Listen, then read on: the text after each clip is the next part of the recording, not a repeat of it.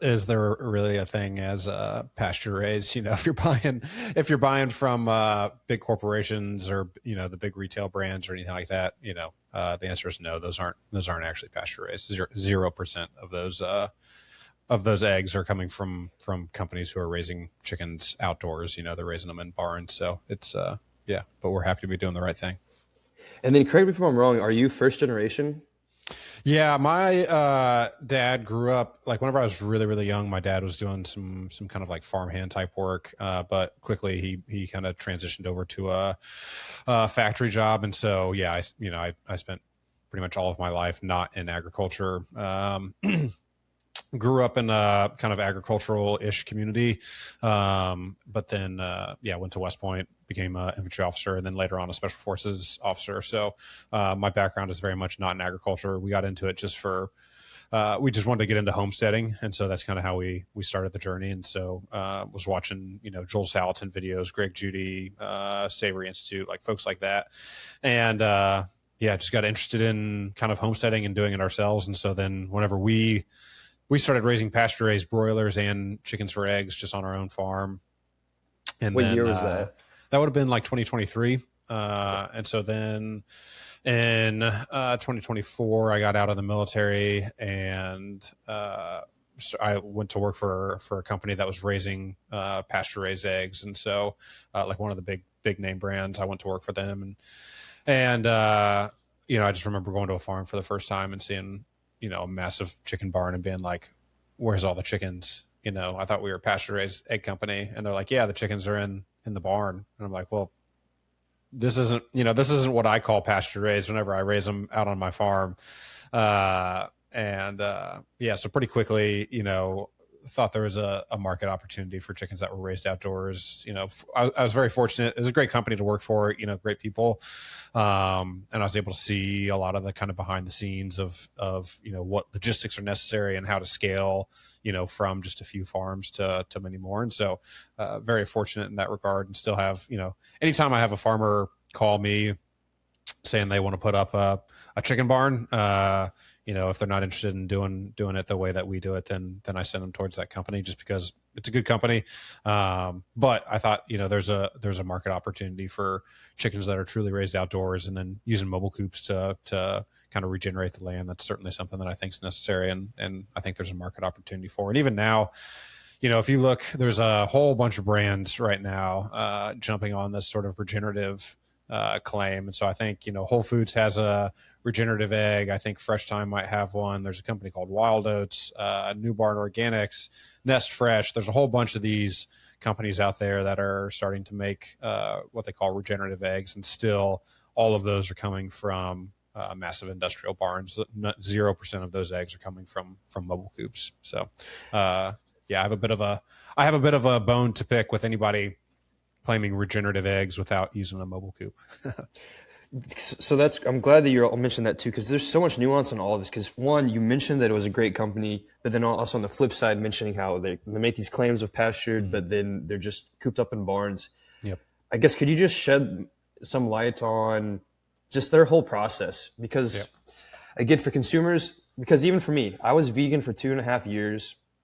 And to me, it was because I was disconnected from my food. Yep. And a lot of the things I would think about were, CAFOs, the massive chicken barns, the smell of all of those. It really threw me off. But now, since actually, diving into this world and actually going out to see for myself, there's just so much nuance and trade-offs and everything. And I'm not saying that it's right, but people just don't understand any of this world at all because we've been so disconnected for generations. It gets more consolidated.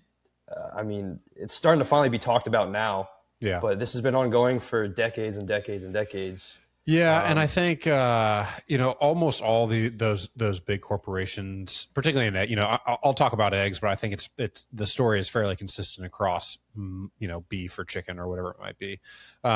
Most of these operations start off as small farms. Maybe they have like Vital. I think, for example, I think they started off with 3,000 to 5,000 bird barns. In a 3,000 bird barn, you might have 50% of the chickens that go outdoors every day. So I personally would call that free range or pasture access. I see where the term kind of initially came from.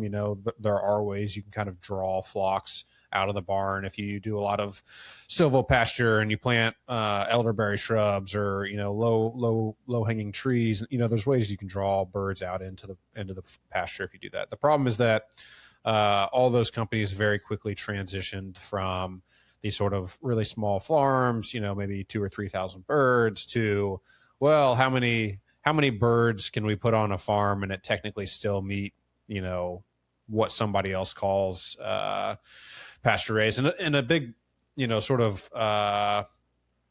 kink in this system, or a problem in this system, is certification companies. So certifiers, by and large, this is just my personal opinion, and there's people out there who will disagree with me, but certifiers, by and large, are grifters, in my opinion. They exist to basically provide legal liability coverage for large corporations, so that whenever customers come to a big corporation for eggs, and they say, "Hey, you call this pasture raised eggs, but I can watch the videos on your website or see the pictures of your farm on the website, and there's no chickens outdoors, or there's 50 chickens outdoors, but there's 19,950 indoors, right? So I don't think that egg should be sold as pasture raised." Well, that corporation can turn around and say, "Hey, look, it's not really our choice. We just meet what the certifier says, and whatever the certifier says, that's the standard that we're using." They say the certifier is the one who establishes that 108 square feet of outdoor space is what pasture raised mean. Doesn't matter how many birds you have in the barn. And so, they really provide kind of top coverage for these corporations. And what's hilarious is, we got told that our operation couldn't be certified humane or certified pasture raised by one of the certifiers because we don't use the same square footage for our mobile coops per bird that a classic industrial barn uses, right? So because our chickens actually live outdoors, like we open up the doors first thing in the morning, all the chickens go outside. We don't need the same amount of square footage inside the barn because all they do is roost up there at night. So we don't make our coops as big as a massive industrial barn. And so because of that, we can't get certified as humane or pasture raised by one of the big certifiers. And they even told us it was actually inhumane the way that we were doing it because the chickens have too much access to the outdoors. So Are they saying it inhumane because of predators or what? Because if let's say there was a migratory bird population who was expected to pass through here, what the big corporations would do is they would look at that migratory bird pattern and they say, okay, well, there's a known case of AI, bird flu inside of that migratory bird flock.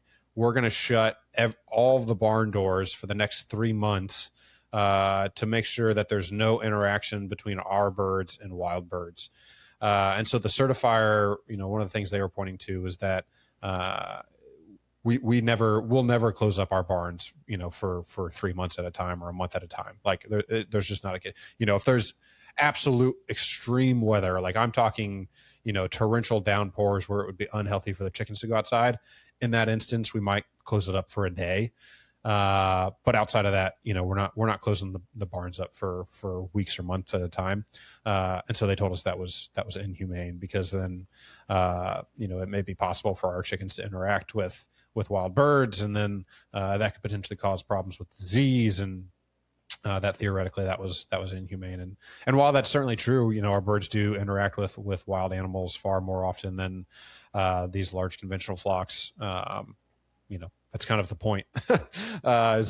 We're trying to as much as you can bring a commercial operation into nature and pair it with nature. That's what we're trying to do. We're not trying to control nature. We're trying to work with nature. And so it is a much different approach.